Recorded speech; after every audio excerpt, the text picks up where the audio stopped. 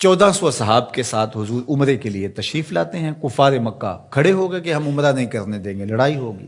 حضرت عثمان غنی رضی اللہ تعالیٰ عنہ کو بھیجا کہ ہم عمرہ کر کے واپس چلے جائیں گے، کوئی لڑائی کا ارادہ نہیں ہے. انہوں نے کہا یہ نہیں ہوگا. عثمان آپ آئے ہو تو طواف بیت اللہ کرنا چاہو تو کر سکتے ہو. کہا نہیں، یہ تو نہیں ہو سکتا کہ حضور کے بغیر میں طواف کروں. خیر صلح حدیبیہ کا موقع آیا تو عروہ بن مسعود کی قیادت میں قریش مکہ نے مذاکرات کیے حضور علیہ السلام سے، تو ایک صلح نامہ طے پا گیا. اس کی شرائط میں سے ایک شرط یہ تھی کہ مکے سے اگر کوئی شخص بھاگ کر کے مدینہ المنورہ جائے تو اہل مدینہ اس کو پناہ نہیں دے سکیں گے. وہ ہمارا بگوڑا شخص ہوگا تو اس کو پناہ نہیں دے سکیں گے. اور اگر کوئی شخص مدینہ المنورہ سے مکہ واپس آنا چاہے تو اہل مکہ اس کو پناہ دینے کے مجاز ہوں گے. تو حضرت عمر رضی اللہ تعالی عنہ اس شرط پر بہت پریشان ہوئے اور حضرت ابو بکر صدیق رضی اللہ تعالی عنہ سے جا کے بات کی اور کہا کیا ہم حق پہ نہیں ہیں؟ کہا حق پہ ہیں. حضور اللہ کے سچے رسول نہیں ہیں؟ کہا حضور اللہ کے سچے رسول ہیں. تو کہا 1400 کی تعداد معقول ہے، پھر ہم دب کے صلح کیوں کریں؟ صلح کی شرائط برابر کی ہونی چاہیے. اگر کوئی ان کا بھاگ کر کے آ جائے ادھر سے تو وہ ہم پناہ دے سکیں، اور اگر ہمارا جائے تو وہ پناہ دے سکے، یا پھر وہ بھی نہ دے ہم بھی نہ دیں. تو حضرت ابو بکر رضی اللہ تعالیٰ عنہ نے بغیر کسی تعامل کے ایک بات کہی کہ عمر کیا اس شرط کو حضور قبول کر رہے ہیں؟ تو کہا وہ قبول کر رہے ہیں. تو برجستہ دوسرا جملہ آیا، کہا عمر ہوا رسول اللہ صلی اللہ علیہ وسلم. عمر وہ اللہ کے رسول ہیں. جب وہ قبول کر رہے ہیں تو بات ختم. یہ تھا وہ تیقن. اس کو اس مفہوم میں بھی لے سکتے ہیں، عقل قربان کم بپیش مصطفیٰ. یہاں پہ سارے راستے بند ہو جاتے ہیں. یہ ہے وہ یقین. تو کہا ہوا رسول اللہ. یہ برجستہ جملہ ہے جو یقین کی بجلیاں بھر دیتا ہے روحوں کے اندر. یہ کوئی حرج نہیں ہے کہ کسی بھی مسئلہ شرعی اور کسی بھی دینی امر میں آپ لاجک تلاش کر لیں، مل جائے تو اچھی بات ہے. لیکن یہ مزاج بنانا کہ اس کا لاجک کیا ہے، اس کا لاجک کیا ہے. تو اب ذرا دیکھیے کہ جو ظاہری اس پہ بات اٹھتی تھی کہ 1400 کی ہماری تعداد ہے اور وہ اتنے ہیں، تو برجستہ جو جواب دیا وہ یہ تھا ہوا رسول اللہ صلی اللہ علیہ وسلم، کہ وہ اللہ کے رسول ہیں.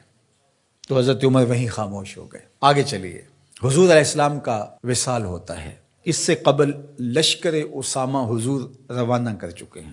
17-18 سال عمر تھی تو ان کی قیادت کے اندر حضور نے ایک لشکر تیار کیا. تو یہ لشکر ابھی جرف کے مقام پہ پہنچا تھا کہ حضور کا وصال ہو گیا. خبر پہنچ گئی تو اب حضرت اسامہ کیسے بڑھ سکتے تھے، واپس آ گئے. تو تدفین کے بعد حضرت سیدنا ابو بکر صدیق رضی اللہ تعالی عنہ جو کہ خلیفہ بنا دیے گئے تھے، انہوں نے جو حکم جاری کیا وہ یہ تھا کہ اسامہ بن زید اپنے ہدف پہ دوبارہ روانہ ہوں. تو صحابہ نے کہا کہ بڑے بڑے جنگی ماہرین اس لشکر کے ساتھ ہیں، تو پیچھے سے اگر حملہ ہو گیا تو یہ نقصان کا سبب اور ذریعہ بن سکتا ہے. لہٰذا حکمت یہ ہے کہ اس لشکر کو ابھی کچھ دیر کے لیے روک لیا جائے. تو میں نے یقین کی بات سیدنا صدیق اکبر کے حوالے سے آپ کے سامنے رکھنا شروع کی ہے.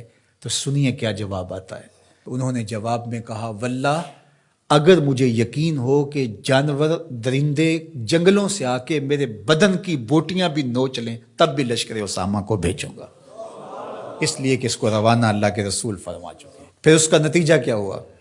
جو قبائل پر تول رہے تھے حضور کے وصال کی وجہ سے، جن کے کچھ حوصلے بڑے تھے، انہوں نے سوچا ان کا کتنا سسٹم مضبوط ہے کہ یہ ان حالات کے اندر بھی لشکر کو روانہ کرنے کی پوزیشن میں ہے. اور جدھر لشکر گیا انہیں یہ خبر پہلے پہنچ گئی کہ حضور علیہ السلام کا وصال ہو گیا، لیکن انہوں نے سوچا کہ ان حالات کے اندر بھی لشکر حملہ آور ہو رہا ہے ہمارے اوپر، تو اس کا مطلب ہے یہ کتنے مضبوط ہو گئے ہوئے ہیں. تو لشکر بھی کامیاب اور بامراد مظفر ہو کر کے واپس پلٹا، اور کسی کو مدینہ المنورہ کی طرف میلی آنکھ سے نظر اٹھا کے دیکھنے کی ہمت بھی نہ پڑی. یہ سیدنا صدیق اکبر رضی اللہ تعالی عنہ کے یقین کا، اعتماد کا، بھروسے کا، اور حضور علیہ الصلوۃ والسلام کی ذات پر ان کا جو اذعان و یقین تھا اس کا نتیجہ تھا. تو یقین کی کائنات کا اگر کسی نے شہنشاہ دیکھنا ہے تو وہ ابو بکر صدیق رضی اللہ تعالی عنہ کو دیکھے. ان کی پوری زندگی یقین کی دولتوں سے بھری پڑی ہے. صاحب صدق بھی ہیں، صاحب یقین بھی ہیں.